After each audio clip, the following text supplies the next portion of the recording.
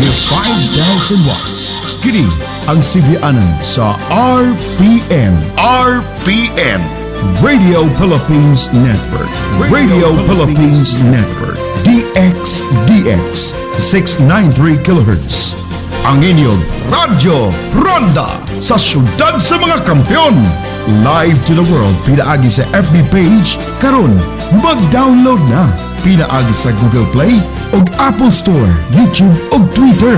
Alang sa mas ipakuskan nga mga balita, komentaryo, kasayuran ug kalingawan. On the program, the new political party of presidential daughter and Davao City Mayor Sara Duterte Carpio appeals for patience, saying she will make a decision on her possible bid in the 2022 elections this weekend. The government now requires public and private employees working on site to be vaccinated against COVID-19. And it's all too well for Swifties as American pop star Taylor Swift releases her award-winning album again.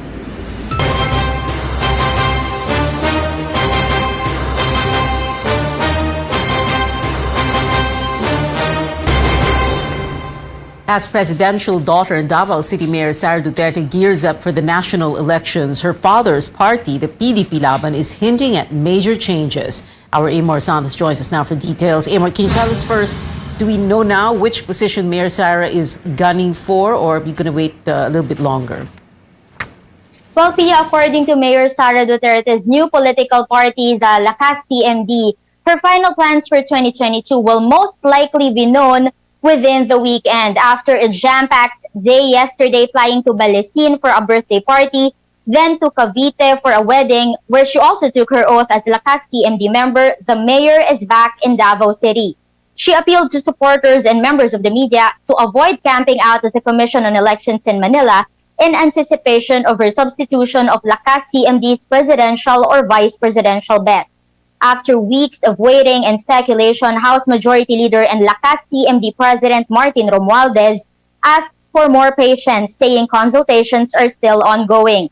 That includes whether Mayor Sara and presidential aspirant Bongbong Marcos will run as a tandem. I don't foresee a conflict. I think Mayor Sara and former Senator Bongbong Marcos are good friends. They've been communicating, they've been in dialogue. All of this will unfold. As they say, ilang tulugan na lang at matatapos na itong, how should I say, speculation period, and there will be more clarity. But alalahan lang po natin ay napaka-importante itong desisyon. Now that Mayor Sara is with Lakas TMD, the ruling PDP Laban party announces possible changes in its standard bearers. In a statement, the party says it's studying all options, including going back to their original plan of fielding Senator Bongo for president with their party chairman, President Duterte, as his running mate. Go earlier slid down to the vice presidential race after the chief executive announced his retirement from politics. Senator Bato de la Rosa filed his candidacy for president, but has repeatedly said he's willing to give way to Mayor Sara. Back to you. Amor, did PDP Laban explain why it is now considering a Bongo Rodrigo Duterte tandem, and has Senator Bato de la Rosa officially decided to withdraw his candidacy as a presidential candidate for the ruling party? Actually, Pia, we've been asking for explanation from PDP Laban officials as well as Senator Bato de la Rosa. Earlier this afternoon, we called their Secretary General Melvin Matibag, but he said they were still in a meeting. Senator de la Rosa has also not responded to our requests for comment yet. Pia. Amor Santos there reporting. A top Lakas CMD party official floating the idea of sharing the 6-year term presidency between Sara Duterte and presidential aspirant Bongbong Marcos. But the former senator rejects the proposal. Our Rex Remigio trailed Marcos in Batangas. Joins us now from Taal Town. Rex, why is the son of the former dictator not keen on term sharing, let's say, with Mayor Sara Duterte? Well, Marcos says changing of the guard is not a good formula for stability if this will happen every 3 years. He explains that even if he shares the presidency, like for example with Mayor Sara Duterte, whom he treats as an ally, if one will be president for the first 3 years and the vice president will take over to be the president for the next 3 years, he says that this will require them to change administrations, cabinet members, and this would also mean uncertainty in some policies. The reason why it is 6 years is because we want some stability in the policies of government.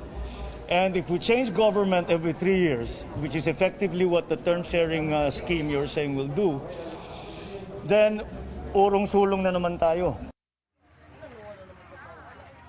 So far, Marcos says he'll continue most of President Duterte's policies. Earlier, Marcos even offered to adopt the president to be his vice presidential running mate.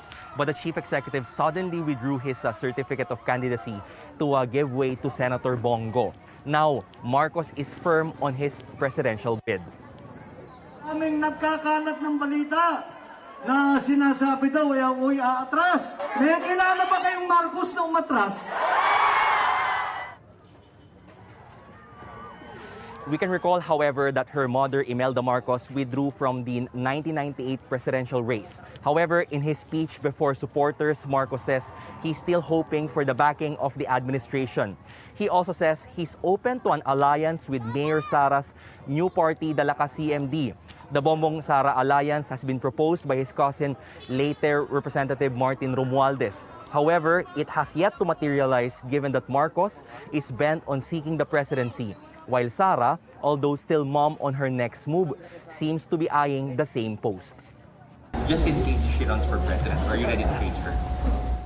Again, I am running for president, full stop. So far, Bongbong says, and she has no any plans, or Bongbong and Sara have no plans of meeting over the weekend. When he was asked if he's open to the idea of running without a vice president, he simply says it can happen. Back to you. Well, Rex, term sharing, of course, for the Senate presidency, the House speakership, that's happened before, but for president, that's Sino. But why is Bongbong Marcos now taking on Batangas, and how is it very important for presidential aspirants like him? Well, Batangas is the 7th most vote-rich province with more than 1.7 million voters. Marcos, however, lost Batangas with a wide margin to Vice President Leni Robredo in the 2016 elections. But for the presidential aspirant, the 2022 elections is different. His Partido Federal ng Pilipinas is even claiming that they have the support of all but 3 mayors in Batangas. But if these kind of support will translate into votes come May 2022 elections, we still have to see if these will materialize. Back to you. Rex Amita there reporting live from Taal, Batangas. An incumbent municipal councillor and 2 aspiring councillors were found dead in Daraga, Albay. Police say Peter Jomel De Leon Advincula, who was known as Bicoy when he made drug allegations against President Duterte in 2019, is now in custody as a suspect in the killings. A witness says Advincula fetched the victims one by one from their hotel in Legazpi City Thursday to attend a political meeting. The witness was also fetched but got suspicious of Advincula while in transit. She was able to escape and reported the incident to the police that night. Now, earlier this morning, Advincula appeared at the Daraga police station. He reported his discovery of the bodies inside a stall he frequently visits. While police say the case is almost closed, they are not ruling out the possibility that Advincula might be a fall guy. Advincula's wife, Amy, filed her candidacy as mayor of Donsol with Bicoy supposedly to substitute for her. It is unclear for now if this is an election-related case. The Armed Forces welcomes a new Chief of Staff. Lieutenant General Andres Centino succeeds General Jose Faustino Jr., who retired today. The Armed Forces praised Centino's integrity, management acumen, and desire for peace and development. It says these make him a competent leader who will guide the AFP and support national efforts to fight the pandemic. President Duterte and the Defense Department also expressed confidence on Centino's ability to secure the state and upgrade the country's defense capability. Now, before his appointment, I got to speak to Santino on the possibility of him taking command of the armed forces during the general's special presentation. Here's what he said. It has to be the decision of the president. But Yeah, I think we have grown to be a professional organization. We have Yeah. matured and professional officers. They're all qualified, and I suppose it really depends on the recommendation of the SND and the decision of the president. Santino is a member of the PMA Maringal class of 1988. He will lead the AFP until his retirement in early February 2023, which will make him the longest serving among the 11 AFP chiefs under the Duterte administration.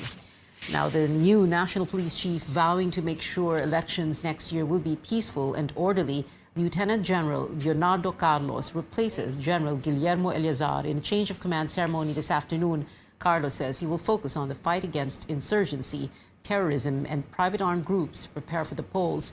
He also pledged to continue the cleanliness drive that Eleazar began, as well as fiscal transparency and the fight against criminality and illegal drugs through the so-called double-barrel finale version 2021. We will further develop and strengthen our area police commands to make our operations on the ground more focused and aggressive as we strive to further deny insurgents, terrorists, and private armed groups the opportunity to sow terror in our communities, especially during the election period. Sisiguraduhin po natin na hindi masasayang ang boto ng ating mga kababayan at magtatagumpay ang ating halalan na walang bahid ng karahasan at katiwalian. And like the new Armed Forces Chief, General Santino, Carlos is also a member of the PMA Maringal class of 1988. He will serve as PMP Chief until his mandatory retirement age of 56 on May 8, 2022, just a day before the elections. In the meantime, Interior Secretary Eduardo Año hinting at a new career journey for Eleazar, but did not give other details. Eleazar is rumored to join presidential aspirant Ping Lacson senatorial slate as a surprise candidate. One of Partido Reforma's senatorial aspirants earlier said he will withdraw from the race, citing his low ranking in recent surveys. When asked about the matter, Lacson's running mate, Senate President Tito Soto, said to just wait for their announcement on Sunday. Coming up on Newsnight, the government issues a new policy in a bid to bring up the vaccination numbers, mandating the inoculation of on-site employees. And planning to visit Boracay anytime soon? We've got good news for you after the break.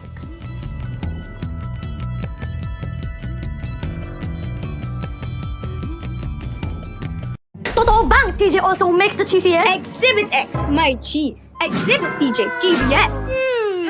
Totoo nga! Walang duda, kids can tell na ang cheesiest ng number 1, Tender Juicy Cheese Dog. Pa TJ Cheese Dog ka naman!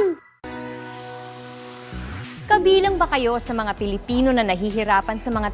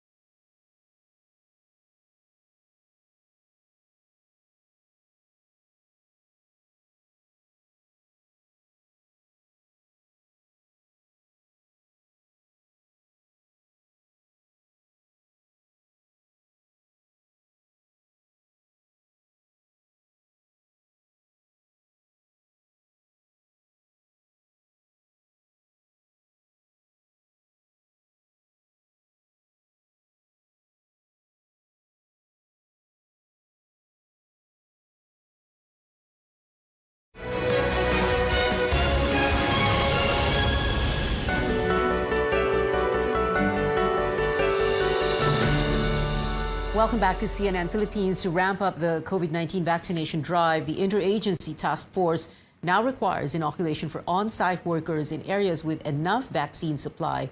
Our correspondent Tristan Odalo has the details. Starting December 1st, employees working on-site are now required to be fully vaccinated against COVID-19. This latest decision of the Pandemic Task Force is seen to increase the demand for COVID-19 vaccines. Sa mga lugar na may sapat na supply ng COVID-19 vaccine na magpapabakuna ng kanilang eligible employees na nasa on-site work. Workers in the transportation sector are also required to be fully vaccinated. Public and private establishments also have the right to refuse entry and deny service to unvaccinated individuals. A group of restaurant owners welcomes the decision of the IATF. They are also willing to provide more incentives to fully vaccinated customers. No, maraming restaurants are over 90%. In my restaurant, we are 100%. We are not allowed to serve any customers indoors unless our staff are vaccinated. But the IATF maintains that frontline and healthcare services must be given to anyone regardless of their vaccination status. The Pandemic Task Force also says those who refuse vaccination are required to present a medical clearance issued by a government health office and a birth certificate. Unvaccinated employees can't be fired from their jobs, but they should undergo RT-PCR testing or antigen test at their own expense. Employers suggest an alternative strategy for the unvaccinated, especially in the food business. Maybe we can give them other assignments muna na walang interaction with customers. Some workers weigh in on this mandatory vaccination policy that will begin next month. Pabor po para din naman po sa kalusugan po at saka sa safety ng mga empleyado yun eh. Pabor ako doon kasi para sa kapakanan na rin ng mga empleyado na dapat safety sila lagi sa trabaho nila at sa pamilya nila. The Trade Union Congress of the Philippines also supports the IATF decision requiring vaccination of workers. Well, una-una, yung mga no vaccine, no work, no pay ay una-una, walang basihan sa batas. Ikalawa, it is deemed illegal by the labor code. Itong mandatory vaccination with exemption ng gobyerno ay sa tingin namin reasonable dahil meron namang exemption na binibigay. The Interagency Task Force also urges government agencies and local government units to prioritize fully vaccinated people in government programs and services. Tristan Odalo, CNN Philippines. The Labor Department says it will issue an advisory to guide employers and workers on the IATF resolution for mandatory vaccination. The agency will release this soon. In the meantime, labor group Kilusang Mayo Uno says that instead of mandatory vaccination, the government must grant a 2-day vaccination leave for daily wage and contractual workers. We'll have to wait a little bit longer for the revised guidelines on the use of face shields. The Interagency Task Force met Thursday to discuss the Health Department's recommendation to only require face shields in hospitals and enclosed public utility vehicles in areas under Alert Level 1 and 2.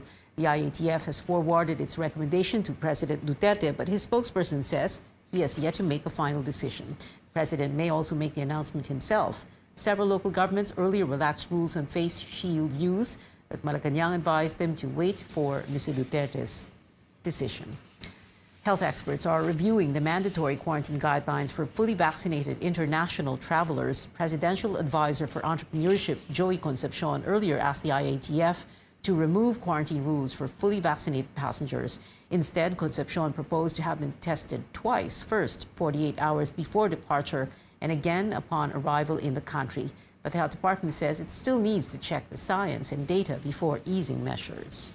So alam po natin, anything can happen in between when you go and travel from your point of origin to your country of destination. So kailangan talaga mabusisi po nating pag-aralan ito para hindi po natin magkakaroon tayo ng increased risk of infections. Maybe in the coming weeks after the IATF next week, we can already provide appropriate recommendations based on science and evidence. In the meantime, a foreign affairs official says the IATF is not ready to lift facility-based quarantine for fully vaccinated travelers. DFA Undersecretary Brigido Dulay says authorities are looking into the possibility of shortening the quarantine period instead. A popular island destination is ready to welcome more visitors. Beginning November 16th, fully vaccinated tourists entering Boracay Island in Aklan will no longer need to present a negative RT-PCR test results, but they need to show a certificate from VaxCert-PH, the country's digital vaccine certification system. Vaccination cards from local governments will also be accepted. Aklan's governor says 90% of the island's tourism workers, as well as 70% of the eligible population, are already fully vaccinated. Of course, the other requirements of the online health declaration card, the pre-bookings will still be there, but the RT-PCR test will now be removed by starting November 16th to really open up the business in Boracay in time for the holiday.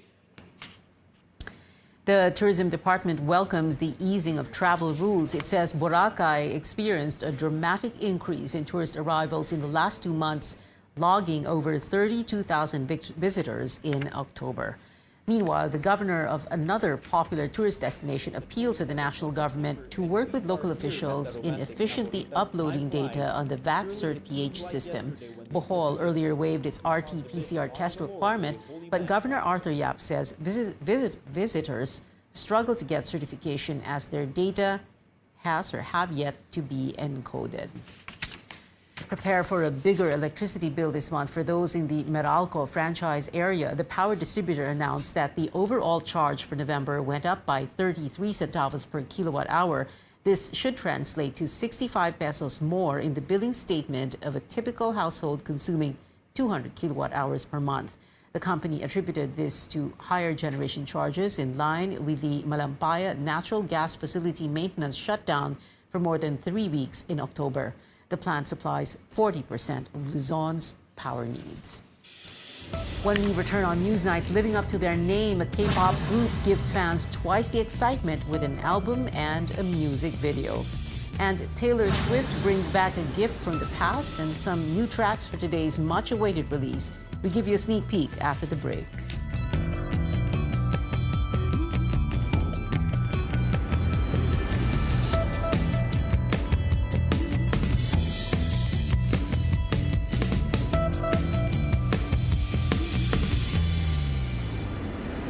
Love is all about time. Di minamadali ang pagpapasarap. Like the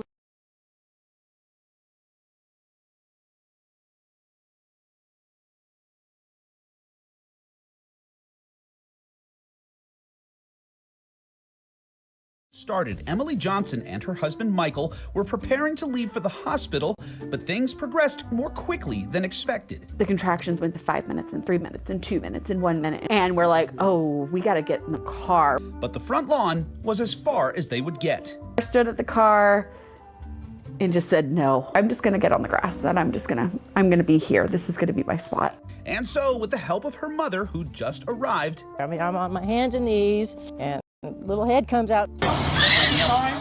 Emily gave new meaning to home delivery, giving birth to their son, Thomas. And because their doorbell camera captured the entire thing, Emily and Michael can relive the surreal experience again and again. Yep. That hurt. Speaking of amazing feats of strength, check out the amazing strength in the feet of this 105-year-old sprinter. Her name is Julia Hawkins, and she's known as the Hurricane. And according to the National Senior Games Association, Hurricane Hawkins' recent zippy 100-meter dash at a Louisiana event made her the first 105-year-old female to set a track and field world record and the first to establish an age 105 and older runner category. Wonderful. I'm so happy. For Take a Look at This, I'm Jeremy Roth.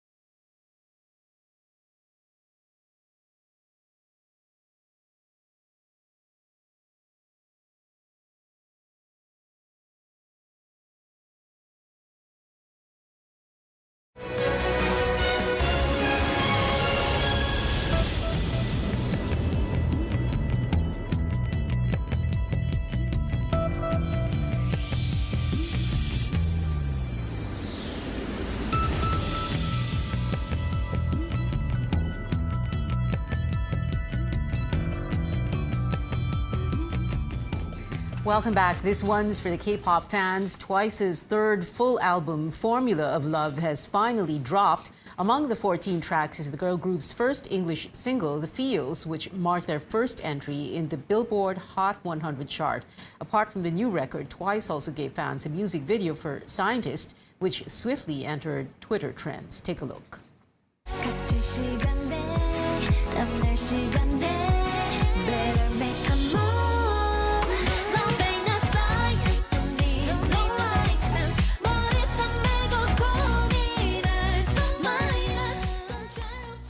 And what do you know, the music video surpassed 1 million views on YouTube in less than an hour.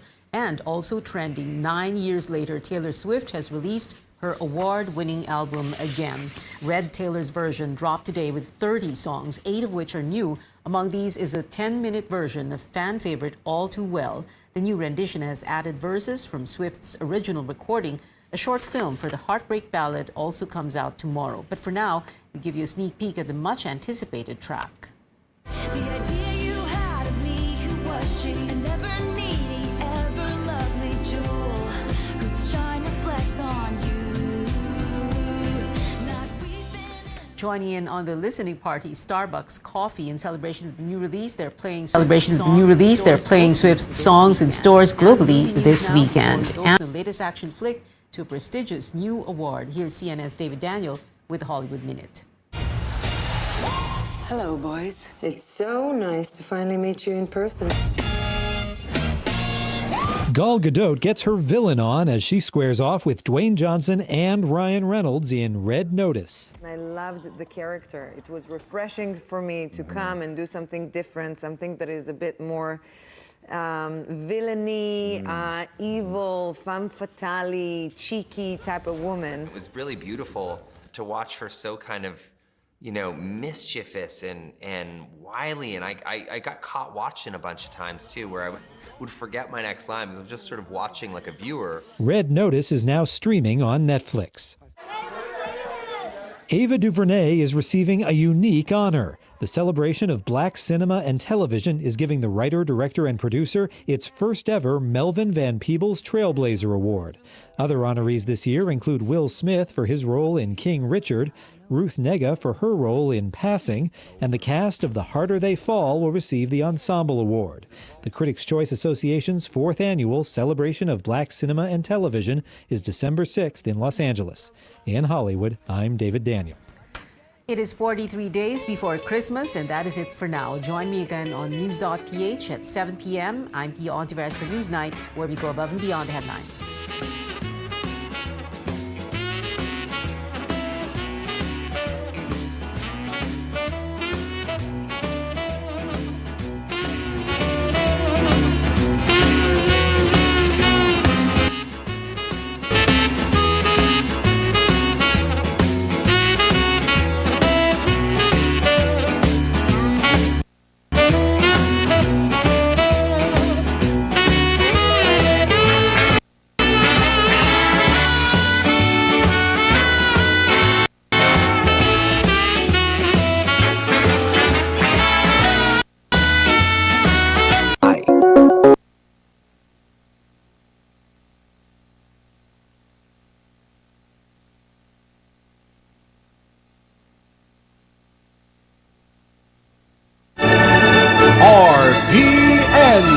Radio Philippines Network, Radyo Ronda, DX General Santos, member kapisanan ng mga broadcaster ng Pilipinas.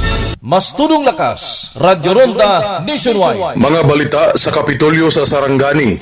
Simentadong provincial road nga napulo ka kilometros gikan Malbang hangtod sa pinakatumoy nga Upland IP Barangay sa maasim nga Amsipet, opisyal nang gi-turn over sa katawhan. Ligon nga tulay og nindot nga barangay gym apil giinagurahan nang hatag maghatag pa og libre nga eye check-up o reading glasses. Upat ka barangay sa lungsod sa Maasim ang mapasalamaton karon sa na-turnover na kanila nga simentadong provincial road gikan sa ubos nga bahing nga barangay Malbang hangtod sa pinakatumoy nga Upland IP barangay nga barangay Amsipit. Nakabinipisyo ang maagian nga barangay Seven Hills ug ang sitio Mahayahay nga sakop sa barangay Colon. Sa nahitabog nga inauguration o dedication ceremony atulang adlaw nga Lunes, Nobyembre 8, hilabihan ang kalipay sa mga lumulupyo nga may katumanan na ang ilang gipangandoy. Ang upat ka oras nga ilang ginabaktas o ginalabigar kaniadto gamit ang kabayo aron lang makaabot sa sentro nga bahin sa munisipyo sa Maasim, ang nahimo na lang kini karon nga 30 minutos. Sigon sa mga residente, sama ni manang Valencia Isla, nahitabo lang kini matud pa sa termino ni Governor Steve Chongbian Solon nga wala pa kyasa ang gisaad kanila nga mga nanimuyo sa kabukiran. Sila nga mga miyembro sa kaigsuunang lumad bisan si Sir Ricky Lumapas, principal sa QMAD Integrated School, ang nihatag sa personal nga testimonya nga mga tumba o mga paso pa sa tambutso sa motor ang mga magtutudlo gumikan sa kalisod sa dalan. Ni gasto ang gobyerno og 170 milyones ka pesos aron masiminto ang provincial road gikan Malbang paingon Amsipet, may gibutang pa mga box culvert o ubang istruktura o kini nga dalan ang lahos na sa katapad nga munisipyo sa Tibuli, South Cotabato. Ang 170 milyones ka pesos nga nagamit nga pondo ang gikan sa CMGP program sa DILG kanhing gitawag nga kalsada project. Ang mga kontraktor maong MJ Tiongson Construction o GDRC Construction and Supplies. Aduna po gitampo nga pondo ang Kapitolyo sa Sarangani o ubang ahensya sa gobyerno mong anaa sa kapin 13 kilometros ang kinatibuk-ang na simento. Sa maong seremonya sa tong Lunes, nitambong mismo sa DILG Region 12 Director Joseph N. Leysa, kuyog sila DILG Provincial Director Engineer Samuel Kamaganakan o Municipal DILG Officer Melencio Balanag. Gitimbaya ni Regional Director Leysa ang provincial government sa Sarangani sa liderato ni Governor Solon. Kauban sila Vice Governor Elmer Di Peralta, Board Member Odoy Hamura, ang SP Infra Committee Chairman, tanang Board Member, Assistant Provincial Administrator, Engineer Gerald Fasiol, ug ang Sarangani Provincial Engineering Office. Sa pagpanguna ni Provincial Engineer Jerry Belvedere, gumikan nahimo matud pa nga number 1 Best Implementer sa Tibok Pilipinas ang Sarangani sa CMGP program sa DILG. Bot pasabot na gamit og sakto sa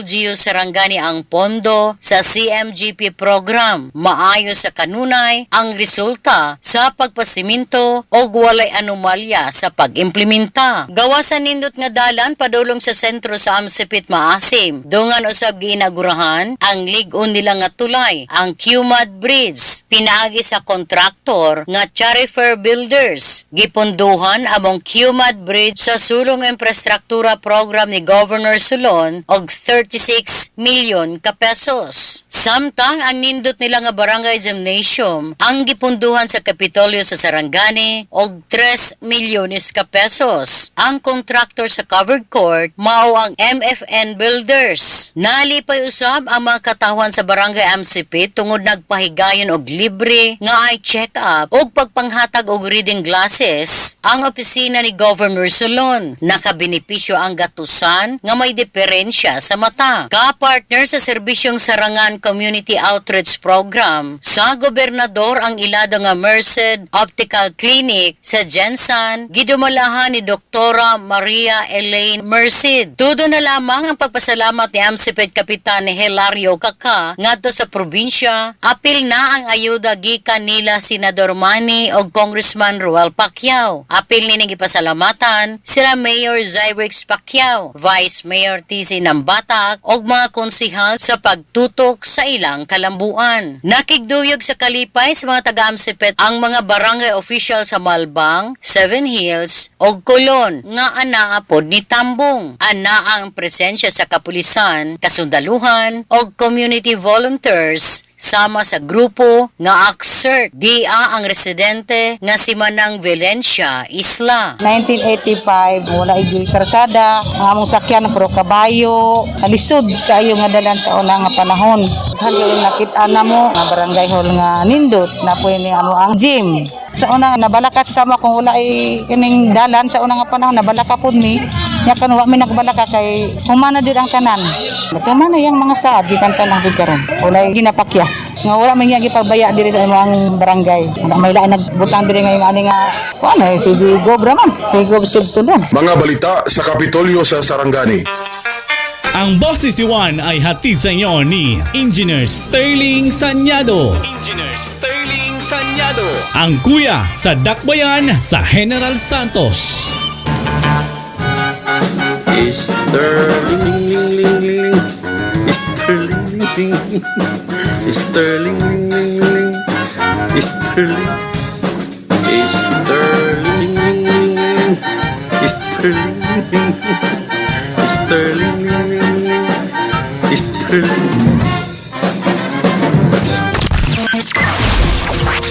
Gikan sa Tuna Capital of the Philippines, General Santos. Nagsibya sa gikusgon ni 5,000 watts. Kini ang sibianan sa RPN. Radio Philippines Network. Radio Philippines Network. DX 693 kHz. Ang inyong Radyo Ronda sa syudad sa mga kampiyon. Live to the world pinaagi sa FB page karon mag-download na pinaagi sa Google Play ug Apple Store, YouTube ug Twitter. Alang sa mas kipakusgan nga mga balita, komentaryo, kasayuran ug kalingawan. DX Size 93 ang mas kipakusgan nga inyong Radyo Ronda. This station is now the ultimate power in the universe.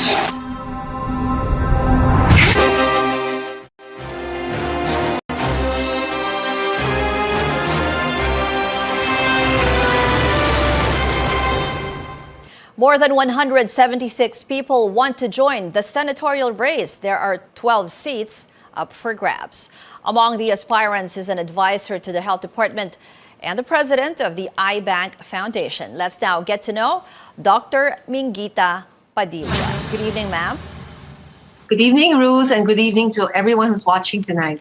Maybe the first question I would like to ask you, Dr. Padilla, why do you want to move from the medical field to politics? Actually, Ruth, it was a leap of faith, but what I had to do and hope that somebody would catch me because the call was coming little by little, getting louder and louder. But the last straw was the pandemic and the response of the government, which we really felt was there was no sense of urgency. And there were so many things which could have been done better. Then the final straw was all the corruption that we saw. The Pharmaly, the PSDBM, the 42 billion transferred to the DOH, whereas so many of our colleagues were crying for PPEs, using garbage bags for PPEs. So many were dying, and there seemed to be so much unadulterated, obscene profiteering amidst all the suffering. So when you're faced with that, and then my colleagues were begging me, we need a doctor in the Senate, somebody who knows what it's like to practice, somebody who's also served the country in my own way as in the private sector, who has worked with government as an advocate, and sometimes frustrated advocate at that. I think everything, snowballed and snowballed and snowballed. And afterwards, I kept asking for signs from God, and I got it. And the call was so strong. And despite the fear and the sadness in a way, because I have to leave my patients, I cannot continue as it was. Mm-hmm. The call is stronger than the fear.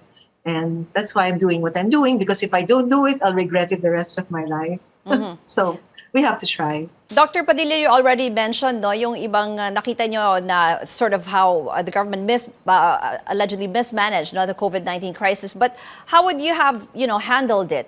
Like balancing lives and livelihood, like the implementation of the lockdowns, and also yung benefits for our medical frontliners?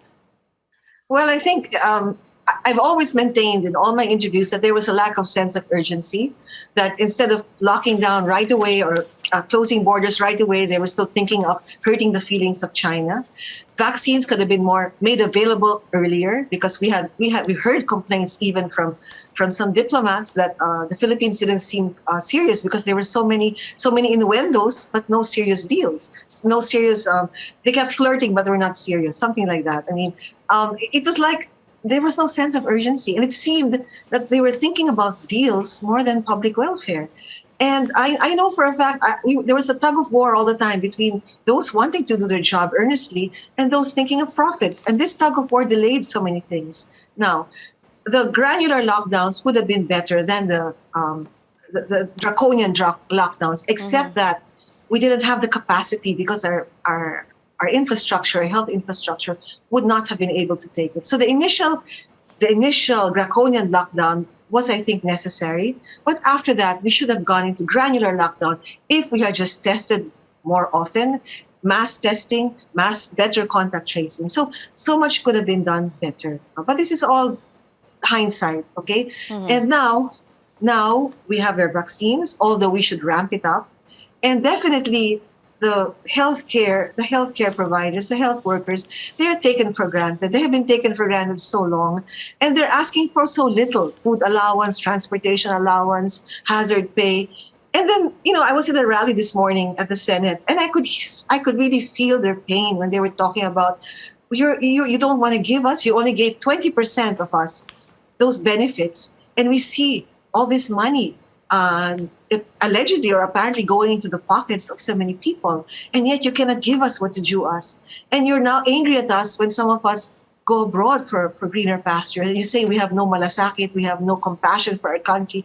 But what did you do to us? It was a nurse was in tears saying these things, and this is how we feel. We doctors are hurt. We are hurt, and that's why this is also the source of the statement of indignation, which over 600 of us have already signed, which is very rare. Indignation and call to action. We cannot go on this way, not just for us, but for the future. This sort of corruption, which I think is we consider heinous, because it really cost deaths. It robbed us of life. It robbed us of a chance to recover faster from this pandemic. It cannot go on, and we cannot condone it, and we cannot turn our backs to it. It must change. So, Dr. Padilla, how do you plan to combat what you're calling heinous corruption? Well, as a senator or now? Yeah, well, as a senator also. Yeah, well, now we want accountability. We want the Senate to come up with the correct report. We want people to be charged. We want everything to be coming to the conclusion. We will not allow cover-ups, and we will call attention to it if we feel our intelligence is being insulted by the cover-ups, because sometimes it's so blatant that even you don't have to be a genius or educated to see that there's a cover-up. Even the most ordinary person in the street will say, ano ba naman yan? Napaka-obvious naman yan. Masyado naman tayong niloloko, no? Ginagawang tanga. They even say that, no? So we will have to be vigilant, and we will call out. We doctors who are usually so quiet, we're just so involved with our patients, we will call out what we see. And if it's not correct, then we will do something about it. And I think some of us will actually also file charges in court. So we're not going to wait for the Senate to do so, but I hope they do so. But some private citizens will also file charges in court.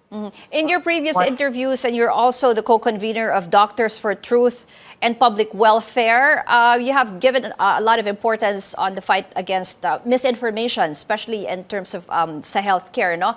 Just how important is that, and what do you plan to do about it? Well, if given the chance to be a senator, one of my priorities will be also to see how we can combat medical misinformation. Never mind the misinformation is just, nakakatawa, like this guy was kidnapped by a marshal or something like that. But if it's medical information, especially the kind that scares people, that prevents people, from getting vaccinated, which we know unequivocally saves lives. Vaccines save lives. All the statistics in the world have shown that. For every 10% increase in your vaccination, your hospitalization goes down by 40+% for every 10%. So can you imagine if you're stopping that because of medical misinformation? We ought to have a law. And we also need to educate our students. Maybe have, this is in connection with that, digital knowledge, how do you tell fake news from truth? And how do you also prevent predators from attacking or endangering our youth? This is all related, okay? May I say something also about moving on, how we can recover from COVID, from these lockdowns, how our economy can recover? Ruth? Yes, go May I ahead. say something about that? Because, I think almost all scientists around the world have now agreed that we're going away from the zero COVID to living with COVID. Because if we want zero COVID before we become normal or have some normalcy, we will not recover. We are one of the worst performing countries in the world. And according to Secretary Carl Chua himself, it will take us about 10 years to really recover. But we can hasten this, okay? One is we have to learn how to live with COVID. And the only way to do that is to ramp up vaccinations and to test frequently. We cannot just limit ourselves to PCR. And I'm glad to see that in many areas, in many offices, in many government agencies, they're using the antigen test because this is the one that's very practical. So we can go about our daily lives more freely. But as far as vaccinations are concerned, we have to now look outside NCR because this is the problem. We have to vaccinate before the surges come. Let's not wait for the surges. Because many of these places, once they have a surge, you'll have more deaths because they don't have the health infrastructure to deal with the surges. Okay, Dr. Padilla, yeah. Also, outside of the medical field, we also want to hear about your economic agenda, maybe in terms of fighting poverty alleviation or, ensuring more job security, maybe? Yeah, well, of course, you know that the health will always be related to jobs, okay? Because if you have, like what we saw, the pandemic, the whole world stopped. We lost jobs, etc. But I'd like also to focus on, can I also focus on the neglected parts or neglected sectors of society, which are the farmers and the fisher folk? Because they are in dire straits and our country is in danger of losing our farmers if we do not pay attention to them. I have been holding dialogues with them, and although there were laws supposedly to empower them and to make their situation better, they have not been implemented. So I will try to look into the benefits for the fisher folk and the farmers. Okay, and this is, imagine we are an agricultural country. We cannot possibly be dependent on imports because one day the weapons of war will be food. And if we don't have our own food production, we will be very vulnerable to other countries. Imagine that, because we never took the time to develop our agriculture and we neglected our farmers. So food security is one way and of helping our economy, helping the least of our people. Now, as far as the jobs now, I think we have to continue where we're going now, which is opening up the economy slowly, making sure that we have some semblance of normalcy, while also ensuring that we have agile or flexible mechanisms to keep the cases at a manageable level. We should stop thinking of cases now per se. We should already base our decisions and base our opinion of whether we're doing okay or not on hospitalizations, because COVID, once we have been vaccinated, and then we have to ramp up the production of tablets like molnupiravir, which we like to be an antibiotic, then our lives can go back to normal. And as soon as we have that confidence, our economy will grow and we'll have jobs again. Okay, we will continue this up-close conversation with Dr. Mingita Padilla after a quick break. Stay tuned to CNN Philippines.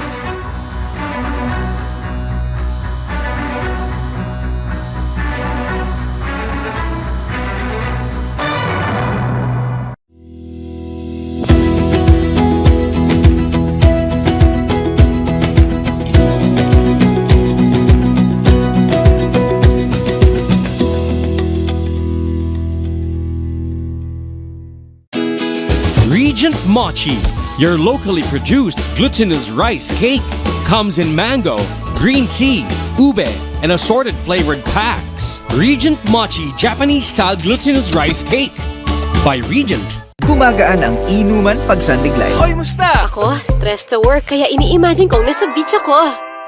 Ako, busy sa paglaba at pagluto. Kaya ini-imagine ko, nag-i-eat all you can tayo. Ako, ini-imagine ko yung bar dati. Laging masaya. Kasi miss ko na kayo. Buti na lang, may San Mig Light dito sa tindahan. Pagtapos ng mabigat na araw, mag-inuman with friends and San Mig Light. 100 calories lang, magaan sa tiyan. Ulitin natin to. Ang alin? Mag-imagine? Hindi, mag-inuman.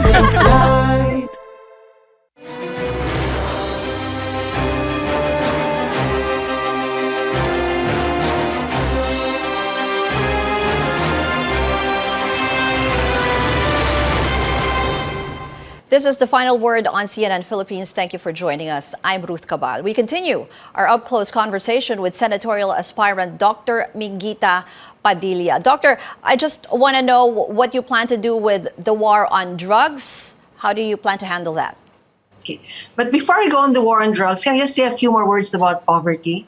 Just a few more words. Go ahead. Because I forgot to mention that come next year, the new budget, the Mandanas ruling of the Supreme Court will come into effect, meaning LGUs will be getting more funds, not 27.6% more than they are today.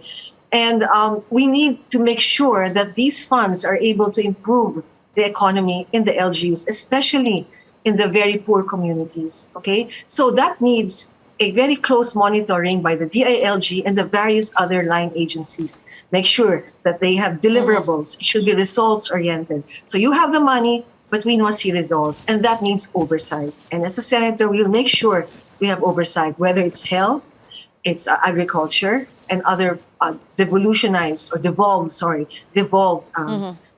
functions of government. So it's full devolution. Okay. Now the war on drugs. The war on drugs. You know, I used to be the president of the Drug Abuse Research Foundation, or DARE. Okay. So we had a very, very successful drug rehabilitation program. But you must remember, the drug addicts need a lifetime of healing. You cannot just say, okay, tapos ka na sa rehab mo, you're okay. No, you need a lifetime of healing. And the best support comes from the community. So it has to be a community-based response. We must go after the big fish. We must go after the pushers. We must go after the drug lords. But please do not go after the users, no, per se, or the small time. You have to heal them. You have to heal them. I know that there's a lot of criminality behind drugs. I know that. But I also know that so many of these addicts can have a better life if they have the right guidance. So we had a very nice system in there. And a lot of the church groups and the community groups can do that also. So let's think of it as a disease, okay? But a lifelong disease. In other words, it's just like being an alcoholic. You have Alcoholics Anonymous. Recovering drug addicts need a lifetime to heal, and they need the support of the community. They should not be discriminated upon. They should be supported. This we can do, actually, through programs in the community. And we can make that one of our projects as well. Dr. Padilla, for the last part of our interview, we have questions, a series of questions that you should just answer with yes or no. No explanation needed, okay? First question, do you favor easier public access to the SALN of the President, Vice President, and members of Congress? Definitely yes. Do you support lifting foreign ownership limits in the Constitution? Yes or no? Some of it, yes. Yes. Some. Okay. Yes. Do you favor the reimposition of death penalty for drug-related crimes? Now, I would have to say no. Should a sitting president be allowed to run for vice president in the next election? No. Do you favor resuming peace talks with communist rebels? Yes, to a certain extent. Should the country be more aggressive in protecting its maritime interests in the West Philippine Sea? Definitely yes. Okay, thank you very much. Thank you for joining the final word, senatorial aspirant Dr. Mingita Padilla.